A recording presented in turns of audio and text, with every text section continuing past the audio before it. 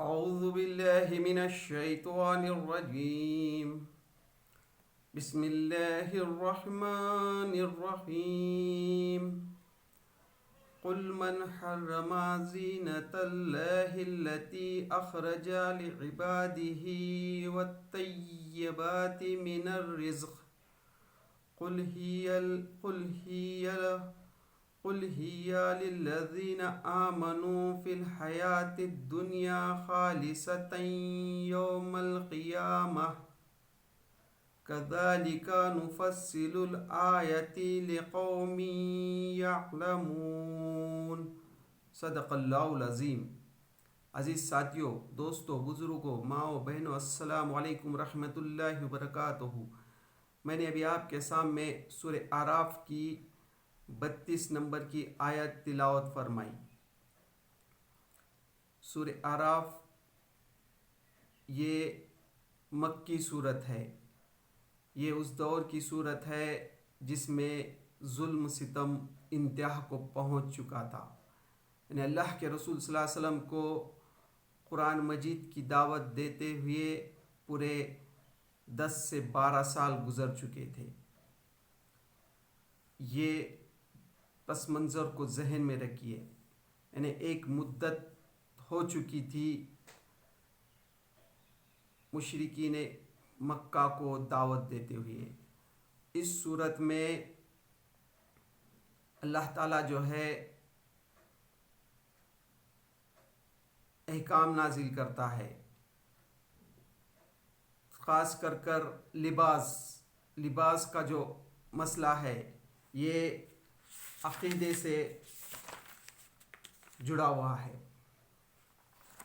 اس کو اللہ تعالیٰ بیان کرتا ہے اور کیا چیزیں حلال ہیں اور کیا حرام ہے اس کا ذکر کرتا ہے. آج انشاءاللہ ہم اس کے چوتھے رکوع کا حاصل مطالعہ ہم آپ کے سامنے رکھنے کی کوشش کریں گے.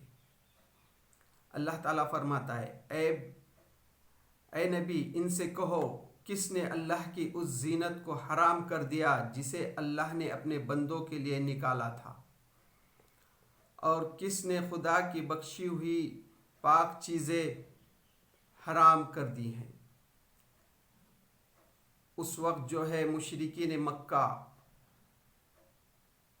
جو کچھ چیزوں کو حلال اور کچھ کو حرام کرتے تھے، اپنے آپ پر حرام کرتے، تو اللہ تعالیٰ یہاں کہہ رہا ہے کہ ایسی کون سی چیزیں کو اللہ تعالیٰ نے حلال کیا اور کون سی چیز کو حرام کیا، تم کیا سمجھتے ہو، تمہارے پاس کیا احکام ہے اس کے. کہو یہ ساری چیزیں دنیا کی زندگی میں بھی ایمان لانے کے والے کے لیے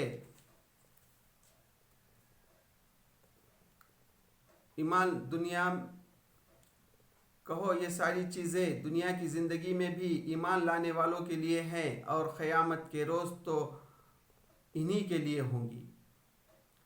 یہ جو حلال تمام چیزیں جو حلال ہیں یہ سب جو ہے دنیا میں بھی ایمان لانے کے والوں کے لیے حلال ہیں اور آخرت میں قیامت کے دن بھی ان کے لیے حلال ہی رہیں گی. یعنی یہ جو تم خانہ کعبہ کا جو طواف کرتے ہو، برہنہ ہو کر ننگا ہو کر جو طواف کرتے ہو اور اس کو ایک مذہبی فعل قرار دیتے ہو، یہ اللہ تعالیٰ کی حکم نہیں ہے. تم جو یہ کہتے ہو کہ یہ جو ہے اللہ کا حکم ہے، یہ جو ہے تو سراسر غلط ہے. یہ ایسی بےہودہ باتیں جو تم اللہ کی طرف کہتے ہو کہ یہ بات اللہ نے کہی ہے، یہ غلط ہے. اس طرح ہم اپنی باتیں صاف صاف بیان کرتے ہیں ان لوگوں کے لیے جو علم رکھتے ہیں. اللہ تعالیٰ جو ہے اس طرح سے صاف صاف آیتیں نازل کرتا ہے. جو علم رکھتے ہیں، جو غور و فکر کرتے ہیں، ایسی چیزیں جو حلال ہیں اللہ کے نے کی ہے وہ حلال ہیں اور جو حرام کیے وہ حرام ہے. تم اپنے دل سے گھڑتے ہو ایسی باتیں. قرآن مجید جو یہ جو نازل ہو رہی آیتیں یہ مسلسل 12 سال گزر چکے تھے. تو اللہ تعالیٰ یہاں مشرکین مکہ جو چیزیں کو حلال اور حرام کرتے تھے دل سے، تو اس کا ذکر کر رہا ہے اللہ تعالیٰ یہاں. اس سے پہلے اللہ تعالیٰ سورہ انعام بھی نازل کر چکا ہے.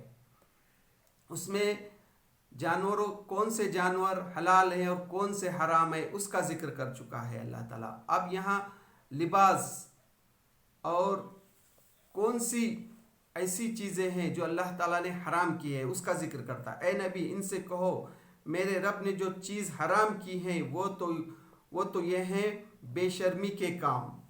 اللہ تعالیٰ نے جو حرام کی ہے وہ کیا ہے؟ بے شرمی کے کام، خواہ کھلے ہو یا چھپے. یعنی تم بے شرمی کے جو کام کرتے ہو، برہنہ ہو کر، ننگا ہو کر خانہ کعبہ کا طواف کرتے ہو، تو کھلے ہو یا چھپے بے شرمی کے کام جو ہے اللہ تعالیٰ خوب جانتا ہے. اور گناہ، یعنی کیا چیز گناہ ہے؟ گناہ یعنی جان بوجھ کر جو ہے اللہ کے احکام کی خلاف ورزی کرے، جو اللہ تعالیٰ نے حرام کرا ہے اس کو حلال کرے. بے شرمی کے کام، یعنی آج بھی دنیا میں جو ہے یہ بے شرمی کے جو کام ہے، یعنی ایک آج دیکھیے آج کے دور میں آج حجاب کا مسئلے کو لیجئے. جو بچیاں باحجاب اسکول میں جاتی ہیں تو ان کو تو یہ کہتے ہیں کہ یہ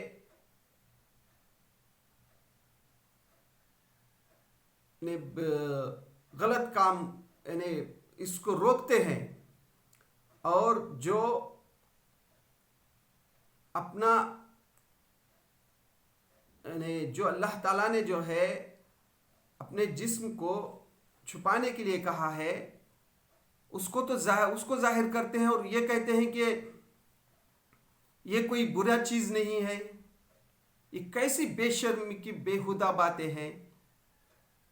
ایک پردہ نشین خاتون، ایک برقع پہننے والی خاتون، اس کے لیے تو کہتے ہو کہ تم یہ آزادی نہیں ہے، تم جو ہے تو غلام بناتے ہو. یہ کیسی بے شرمی کی باتیں ہیں. اللہ تعالیٰ کہتا ہے اے نبی ان سے کہو میرے رب نے جو چیز حرام کی ہے وہ تو یہ ہے کہ بے شرمی کے کام. جو بے شرمی کے کام ہیں، یعنی کوئی ایک خاتون ہے، کوئی ایک لڑکی ہے جو اپنا جسم کو اللہ تعالیٰ نے جو چھپانے کے لیے کہا ہے اس کو ظاہر کرتی ہے، اس کو تو تم کہتے ہو آزادی ہے. اور جو بچیاں حجاب میں رہتی ہیں یا برقع پہنتی ہیں ان کو کہتے ہیں کہ یہ جو ہے یہ یعنی کھلی آزادی نہیں ہے. یہ کیسی بے شرمی کی باتیں ہیں. خواہ کھلے ہو یا چھپے، یعنی کھلی ہو یا چھپے بے شرمی کے کام اور گناہ اور حق کے خلاف زیادتی اور یہ کہ اللہ کے ساتھ تم کسی کو شریک کرو جس کے لیے اس نے کوئی سن نازل نہیں کی. اللہ کے ساتھ جو ہے تو کسی کو شریک کرو، یعنی تم کو اللہ تعالیٰ نے پیدا کیا. آپ کسی سے بھی پوچھئے، ایک چھوٹے بچے سے یا دنیا کے کوئی بھی انسانوں سے پوچھئے، آپ ان سے سوال کیجئے تو کہیں گے کہ ہم کو جو ہے تو اللہ نے پیدا کیا یا ایشور نے پیدا کیا یا گاڈ نے پیدا کیا. یہ سورج، چاند، ستارے، سیارے، یہ زمین، آسمان کس نے پیدا کیا؟ سب کہیں گے کہ اس کو جو ہے تو ایشور نے پیدا کیا، اللہ نے پیدا کیا، گاڈ نے پیدا کیا. لیکن تم جو ہے اور یہ کہ اللہ کے ساتھ تم کسی کو شریک کرو جس کے لیے اس نے کوئی سن نازل نہیں کی، یعنی تم کو کوئی سن نازل نہیں کی. اور یہ کہ اللہ کے نام پر کوئی ایسی بات کہو جس کے متعلق تمہیں علم نہیں ہے، یعنی جس کے متعلق تم کو علم نہیں ہے اور ایسی باتیں اللہ کے متعلق کہو، یعنی تم خود گواہی دیتے ہو، تمہارا دل خود گواہی دیتا ہے کہ اللہ نے یہ سب چیزیں پیدا کی، زمین، آسمان، سورج، چاند، ستارے، سب ہم کو خود اللہ نے پیدا کیا ہے. اور جو ہے جس کا علم نہیں ہے اور اس کی طرف یہ منسوخ کرتے ہو، وہ حقیقت میں اللہ تعالیٰ نے نہیں پیدا کیا ہے۔ ہر قوم کے لیے مہلت کی ایک مدت مقرر ہے، پھر جب کسی قوم کی مدت آن پوری ہوتی ہے تو ایک گھڑی بھی تاخیر نہیں ہوتی۔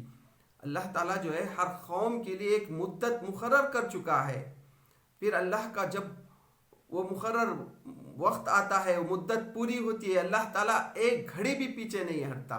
یعنی یہ جو قرآن مجید جب نازل ہو رہا تھا، یہ آیتیں جب نازل ہو رہی تھی، تقریباً 10 سے 12 سال گزر چکے تھے۔ اللہ تعالیٰ ان کو وارننگ دے رہا ہے کہ ہر قوم کو ایک مدت دیتا ہے، اللہ تعالیٰ ایک وقت دیتا ہے، ایک موقع دیتا ہے۔ وہ جب مدت پوری ہوتی ہے، وہ قوم کی مدت جب پوری ہوتی ہے، پھر اللہ تعالیٰ ایک لمحے کے لیے بھی تاخیر نہیں کرتا، پھر پکڑ لیتا ہے۔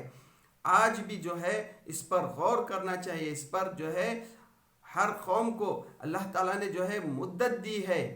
آج جو دنیا میں لوگ ظلم ڈھا رہے ہیں، چاہے فلسطین کا معاملہ لیجئے، غزہ کا معاملہ لیجئے، یا ہمارے ملک میں کا معاملہ لیجئے، یہ جو لوگ ظلم کر رہے ہیں، پردہ نشین خواتین کے ساتھ ہو، یا حجاب والی خواتین کے بچیوں کے ساتھ ہو، یا غزہ کے وہ معصوم بچے مائیں بہنوں کے خلاف جو ظلم ہو رہا ہے، تو اللہ تعالیٰ ایک وقت تک ڈھیل دیتا ہے۔ اللہ تعالیٰ کہتا ہے ہر قوم کے لیے مہلت کی ایک مدت مقرر ہے، ہر قوم کے لیے ایک مہلت کی وقت مقرر ہے، پھر جب کسی قوم کی مدت پوری ہوتی ہے تو ایک گھڑی بھی تاخیر نہیں ہوتی، پھر ایک لمحے کے لیے بھی تاخیر نہیں ہوتی۔ اللہ تعالیٰ جب پکڑتا ہے پھر ایک لمحے کے لیے بھی مدت نہیں ہوتی۔ اور یہ بات اللہ نے آغاز تخلیق ہی میں صاف فرما دی تھی، یعنی اللہ تعالیٰ نے جو ہے یہ پہلے ہی فرما دی تھی۔ کب؟ جب آدم علیہ السلام کو اللہ تعالیٰ پیدا کر رہا تھا، اسی وقت اللہ تعالیٰ نے کہا تھا اے نبی آدم یاد کرو، اے بنی آدم یاد رکھو اگر تمہارے پاس خود تم ہی میں سے ایسے رسول آئے۔ اے بنی آدم، ہمارے بابا آدم علیہ السلام کو اللہ تعالیٰ نے کہا تھا یاد رکھو اگر تمہارے پاس خود تم ہی میں سے ایسے رسول آئے جو تمہیں میری آیت سنائے، جو تمہیں میں سے رسول آئے جو میری آیت سنا رہے ہو، تو جو کوئی نافرمانی سے بچے گا اور اپنے رویے کی اصلاح کرے گا، جو کوئی نافرمانی سے بچے گا اور اپنے رویے کی اصلاح کرے گا، اس کے لیے کسی خوف اور رنج کا موقع نہیں ہے۔ اس کے لیے جو ہے تو کسی خوف اور رنج کا موقع نہیں ہے۔ جو لوگ ہماری آیات کو جھٹلائیں گے اور ان کے مقابلے میں سرکشی برتیں گے، وہی اہل دوزخ میں ہو جائیں گے اور وہ ہمیشہ رہیں گے۔ اور جو سرکشی کریں گے، اللہ کے احکام کو جھٹلائیں گے، رسولوں کی بات کو انکار کریں گے، وہ دوزخ میں جائیں گے اور ہمیشہ اسی میں رہیں گے۔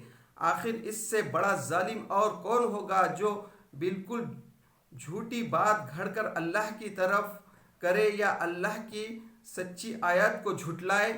اللہ تعالیٰ جو ہے فرما رہا ہے کہ اس سے بڑا ظالم اور کون ہوگا جو اللہ کی طرف جھوٹی بات گھڑے اور اللہ کی طرف کرے یا اللہ کی سچی آیات کو جھٹلائے۔ جو اللہ نے سچی آیت نازل کر رہے ہیں اللہ تعالیٰ اس کو جھٹلائے، اس سے بڑا ظالم، اس سے بڑا غدار کون ہوگا؟ جبکہ اللہ نے تم کو پیدا کیا، اس زمین پر اللہ تعالیٰ نے بھیجا، یہ جو دنیا کی نعمتیں ہیں اللہ نے دی، اس کو جھٹلائے۔ اور اللہ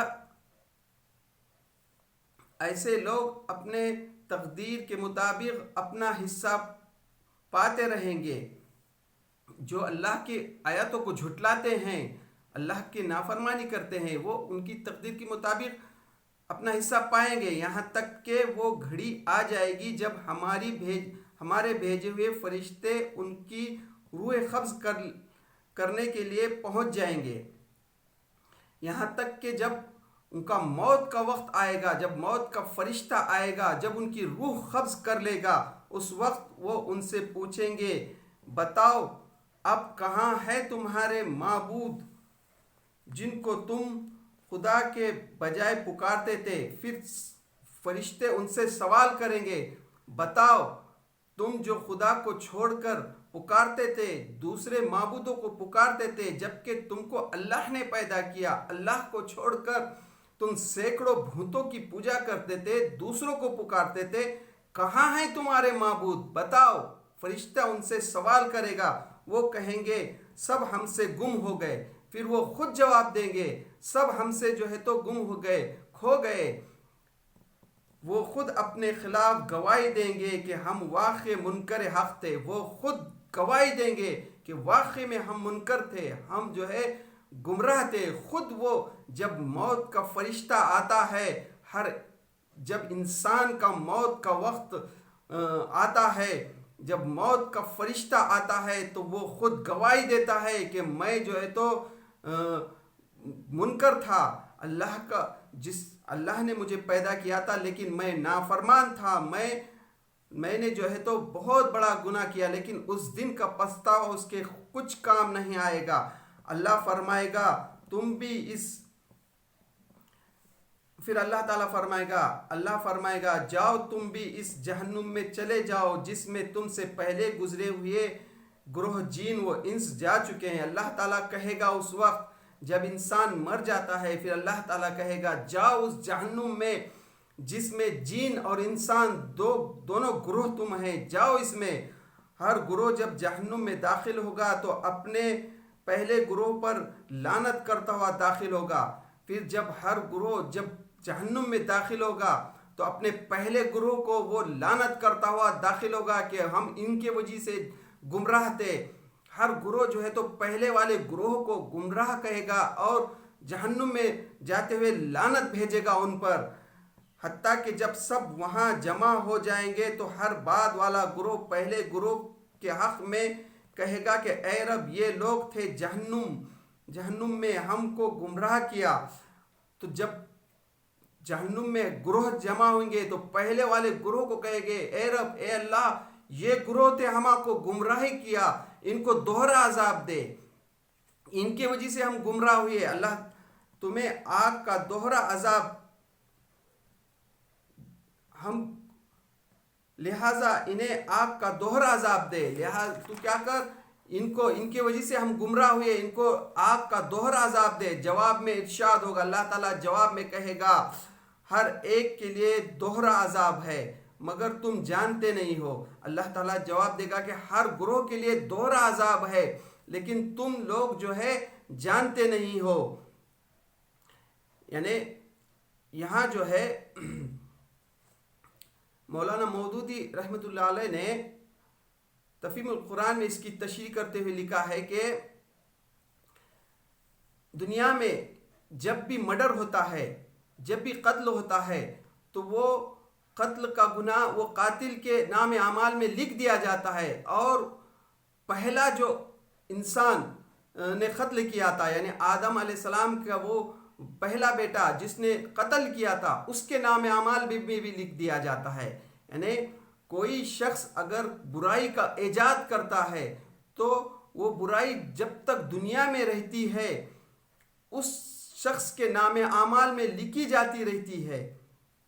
کوئی بھی برا فعل کوئی انسان کرتا ہے، یعنی کوئی شخص بھی اگر برائی کو ایجاد کرتا ہے تو اگر وہ شخص مر بھی جائے تو بھی اس کے نام اعمال میں وہ برائی لکھتی جاتی ہے۔ بعد والا جو شخص آتا ہے وہ برائی کرتا رہتا ہے تو اس کے نام اعمال میں لکھ دیا جاتا ہے۔ اسی طرح نیکی کا بھی معاملہ ہے، کوئی شخص کوئی نیک کام ایجاد کرتا ہے، نیکی کرتا ہے، خالص اللہ کی رضا کے لیے کوئی عمل کرتا ہے اور وہ عمل جو ہے دنیا میں جاری رہتا ہے، نیک عمل جو نیکی کا کام انجام دیتا ہے اور وہ کام جو ہے اس کے مرنے کے بعد بھی جاری رہتا ہے، کوئی دوسرا شخص وہ کام کرتا ہے یا دوسرا گروہ وہ کام کرتا ہے تو اس کے نام اعمال میں لکھ دیا جاتا ہے، لکھا رہتا ہے۔ تو یہ ہے نیکی اور بدی کا معاملہ۔ اور پہلا گروہ دوسرے گروہ سے کہے گا کہ اگر ہم قابل الزام ہے تو تم کو ہم پر کون سی فضیلت حاصل ہے، اب اپنی کمائی کے نتائج میں عذاب کا مزہ چکو۔ دوسرا گروہ بھی ان سے کہے گا، یعنی جو پہلا گروہ جو ان کو کہہ رہا ہے اللہ سے کہ اللہ ان کے وجہ سے ہم جہنم میں جا رہے ہیں تو ان کو دوہرا عذاب دے، تو وہ دوسرا گروہ بھی کہے گا تم ہم پہ کون سی بہت اچھے ہو جو تم نے نیک اعمال کیے ہیں، تم بھی تو گمراہ تھے، تم بھی یہ ہیں۔ تو اس طرح سے جہنم میں جو ہے وہ آپس میں وہ گمراہ لوگ وہ گمراہ آپس میں لڑائی کریں گے، لڑائی جھگڑا کریں گے، لیکن وہاں کچھ کام نہیں ہے۔ اللہ تعالیٰ کہے گا کہ تم دونوں کے لیے جو ہے دوہرا عذاب ہے، چکو مزہ آپ اس عذاب کا جو تم نے دنیا میں گمراہی اختیار کی تھی۔ تو یہ تھا سورہ اعراف کے 4 رکوع کا حاصل مطالعہ جو میں نے آپ کے سامنے رکھنے کی کوشش کی۔ تو اللہ سے دعا ہے اللہ تعالیٰ ہم جو قرآن مجید کو سمجھنے کی کوشش کر رہے اے اللہ اس میں ہم سے جہاں بھی غلطی ہو رہی اس کو معاف کر دے، اور قرآن مجید کی صحیح سمجھ نصیب عطا فرما، اور قرآن مجید کو سمجھ کر عمل کرنے کی توفیق دے۔ وآخر دعوانا الحمد للہ رب العالمین۔